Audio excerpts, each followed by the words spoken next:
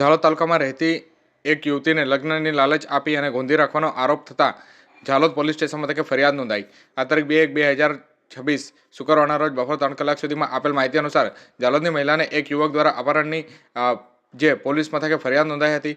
ઝાલોદ નગરપાલિકા વિસ્તારમાં રહેતી એક યુવતી જેઓ ઇન્સ્ટાગ્રામ મારફતે ઓળખાયેલા યુવક વિરુદ્ધ લગ્નની લાલચ આપી અને અપહરણ કરી ગોંધી રાખવાનો ગંભીર આરોપ લગાવી ઝાલોદ પોલીસ સ્ટેશન મથકે ફરિયાદ નોંધાઈ હતી।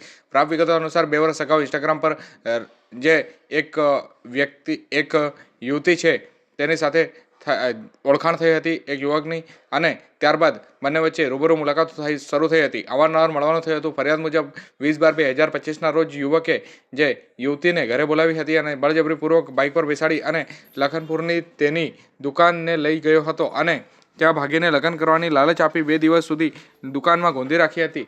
ત્યારબાદ યુવતીને હિંદોલિયા ગામ તરફ લઈ ગયો હતો અને વડોદરા લઈ જઈ લગ્ન કરવાની અને નોકરી કરવાની વાત કરી સંતરામપુર લઈ ગયો હતો, પરંતુ વાસ્તવમાં વડોદરા લઈ ગયો ન હતો અને આ બાદ યુવકે યુવતીને સુખસર ખાતે બજારમાં મૂકીને હવે તું તારા ઘરે જતી રહે કહી ત્યાંથી જતો રહ્યો હતો। યુવતીએ પોતાના સંબંધીને બોલાવી તેમના સહારે ઘરે પહોંચી હતી અને સમગ્ર બનાવની જાણ પરિવારને કરાઈ હતી। પરિવારજનો સાથે ઝાલોદ પોલીસ સ્ટેશન મથકે યુવક વિરુદ્ધ લગ્ન કરવાના ઈરાદે અપહરણ કરી લઈ જવાની કાયદેસરની ફરિયાદ નોંધાવવામાં આવી હતી। પોલીસે ગુનો નોંધી વધુ તપાસ હાથ ધરી છે।